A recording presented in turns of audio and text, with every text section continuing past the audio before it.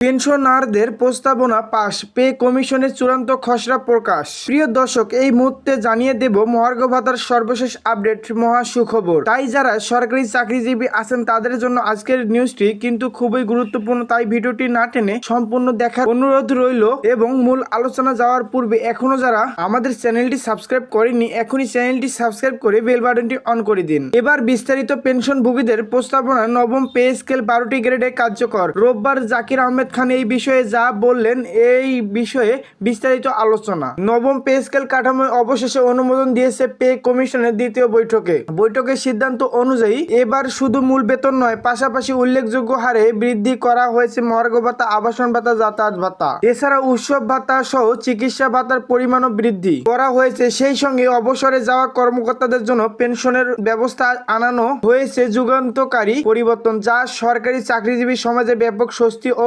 আনন্দের সৃষ্টি করছে। অর্থ উপদেষ্টা ডাক্তার সালাউদ্দিন আহমেদ বৈঠকে জানান, নতুন বেতন কাঠামো কার্যকর হলে উচ্চ পদস্থ কর্মকর্তা থেকে শুরু করে নিম্ন 20 গ্রেডের কর্মচারী পর্যন্ত সবাই নতুন সুবিধার আওতায় আসবেন। বিশেষ গুরুত্ব দেওয়া হয়েছে নিম্ন আয়ের কর্মচারীদের উপর, কারণ দেশের বৃহত্তর অংশ এই শ্রেণীভুক্ত, তাই নিম্ন বেতনের অনুপাতিক বেশি হারে বৃদ্ধি আনা হয়েছে। একই সঙ্গে উচ্চ পদস্থ কর্মকর্তাদের বেতন এমনভাবে বাড়ানো হয়েছে যাতে প্রশাসনিক কাঠামোর ভারসাম্য বজায় থাকে এবং কেউ বৈষম্যের শিকার না হয়। মহার্ঘ ভাতায় বৃদ্ধির বিষয়টি বৈঠকে অন্যতম কেন্দ্রীয় আলোচ্য বিষয় ছিল। বর্তমান বাজার পরিস্থিতি, দ্রব্যমূল্যের লাগামী ঊর্ধ্বগতি এবং জীবনযাত্রার ক্রমবর্ধমান ব্যয় দীর্ঘদিন ধরে সরকারি চাকরিজীবীদের উপর বাড়তি চাপ সৃষ্টি করেছিল। ফলে মহার্ঘ ভাতা বাড়ানোর এই সিদ্ধান্তকে সরকারি চাকরিজীবীরা যুগোপযোগী ও বাস্তবসম্মত উদ্যোগ হিসেবে দেখছেন। ভিডিওটি চলাকালীন এখনো যারা চ্যানেলটি সাবস্ক্রাইব করেনি, এখনই চ্যানেলটি সাবস্ক্রাইব করে বেল বাটনটি অন করে দিন। নতুন ভাতা কার্যকর হলে মাসিক আয়ে একটি দৃশ্যমান পরিবর্তন আসবে, যা বিশেষত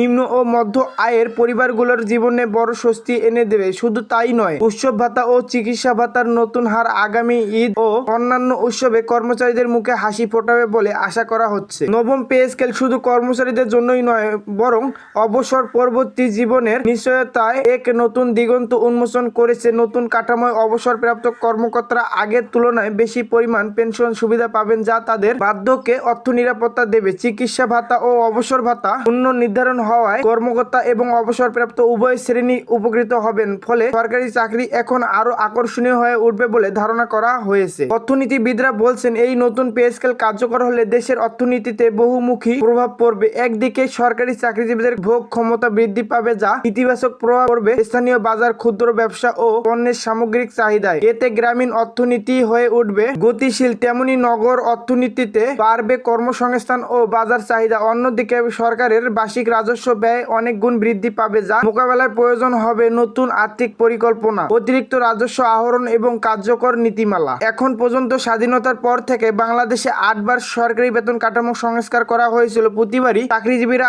আশার আলো দেখেছেন, আবার বাস্তবায়নের পর কিছুটা হতাশার মুখোমুখি হয়েছেন। কিন্তু নবম পে স্কেলকে ঘিরে এবার প্রত্যাশা আরো অনেক বেশি, কারণ এবার শুধু বেতন বাড়ানো নয়, বরং সামগ্রিক জীবনমান উন্নয়নের জন্য ভাতার কাঠামোয় আনা হয়েছে যুগোপযোগী পরিবর্তন। তারা বলেছেন, এই উদ্যোগ তাদের জীবন সহজ করবে এবং দায়িত্ব পালনে আরো উৎসাহ যোগাবে। আজকের ভিডিওটি এই পর্যন্ত। এই সম্পর্কিত আপডেট সবার আগে পেতে চ্যানেলটি সাবস্ক্রাইব করে আমাদের পাশেই থাকুন। সামনের ভিডিও দেখার জন্য আমন্ত্রণ জানিয়ে এখানেই শেষ করছি। আল্লাহ হাফেজ।